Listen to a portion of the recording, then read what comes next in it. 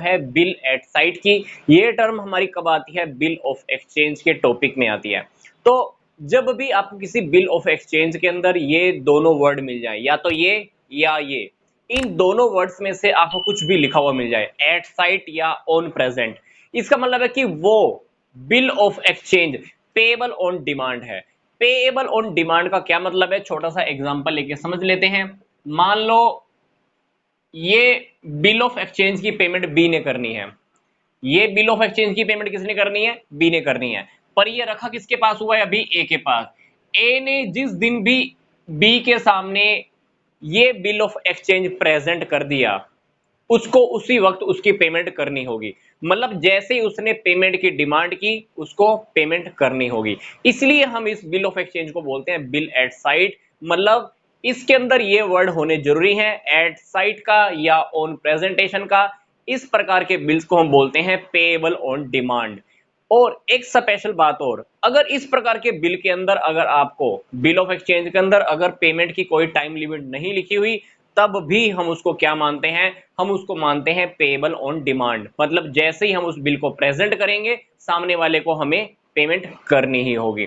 तो it becomes due as it is presented for the payment. ये bill तभी due हो जाती है, इसकी पेमेंट तभी ड्यू हो जाती है जैसे ही इसको पेमेंट के लिए प्रेजेंट किया जाता है। सबसे खास बात, इसके अंदर आपको डेज ऑफ ग्रेस नहीं मिलते हैं। हालांकि हम बिल ऑफ एक्सचेंज के टॉपिक में स्टडी करते आए हैं कि डेज ऑफ ग्रेस कितने दिन मिलते हैं? 3 दिन। पर जब भी बिल एट साइट का केस हो, आपको डेज ऑफ ग्रेस अवेलेबल नहीं होते हैं।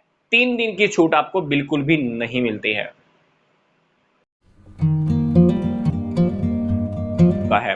तो बिल आफ्टर साइट क्या है, इसको एक टॉपिक से एक एग्जांपल के थ्रू समझ लेते हैं।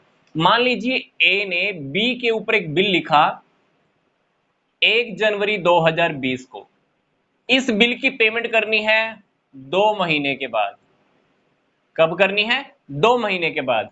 ए ने बिल के अंदर 2 महीने की टाइम लिमिट भी लिख दी, प्लस क्या लिख दिया? After site.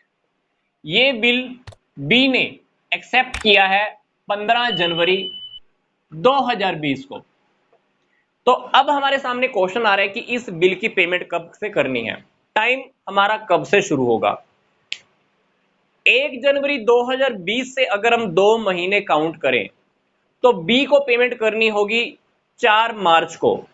3 दिन ग्रेस के ऐड करने के बाद बी को पेमेंट करनी होगी 4 मार्च को। अगर हम 2 महीने की काउंटिंग 1 जनवरी से शुरू कर दें तो।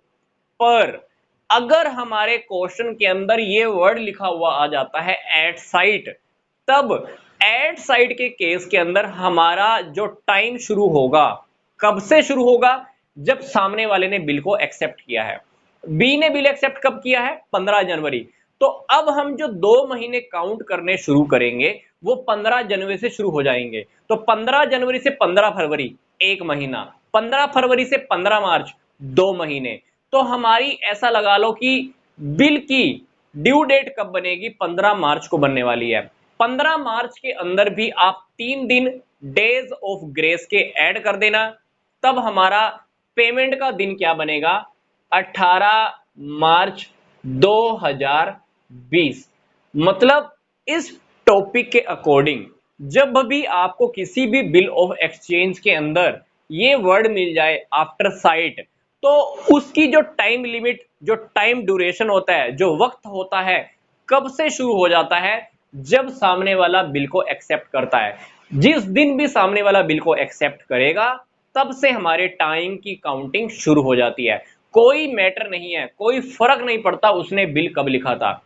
जिस दिन बी एक्सेप्ट करेगा बिल, उस डेट से हमारा टाइम पीरियड मतलब 2 महीने हमारे शुरू हो गए।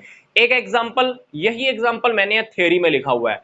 बिल ऑफ एक्सचेंज 1 जनवरी 2020 को लिखा गया है, पेएबल है ये 2 महीने के बाद, पेमेंट करनी है 2 महीने के बाद। पर लिखने वाले ने बिल के साथ क्या लिख दिया है? After site. पर ये बिल एक्सेप्ट कब किया गया है? 15 जनवरी 2020 को। तो ड्यू डेट कब होने वाली है इसकी? इसकी ड्यू डेट होएगी 18 मार्च 2020, क्योंकि 15 जनवरी से हमने 2 महीने काउंट करने स्टार्ट करने हैं। 15 जनवरी से 15 फरवरी, 15 फरवरी से 15 मार्च। ड्यू डेट वैसे हमारी बनेगी 15 मार्च की, पर क्वेश्चन की सिचुएशन के अकॉर्डिंग हमको डेज ऑफ ग्रेस भी अलाउ होते हैं। तो 15 मार्च के अंदर जब आप 3 दिन और ऐड कर दोगे तो हमारी जो ड्यू डेट बनेगी वो क्या बनेगी, 18 मार्च 2020। तो सिंपल सी बात, जब भी आपका ये वर्ड आ जाए बिल आफ्टर साइट, तो दिनों की काउंटिंग, वक्त का जो आपने काउंट करना है, वक्त की काउंटिंग हमारी तब से शुरू हो जाएगी जब से सामने वाले ने बिल को एक्सेप्ट किया है। कोई फर्क नहीं पड़ता कि इसने बिल कब लिखा था, ठीक है।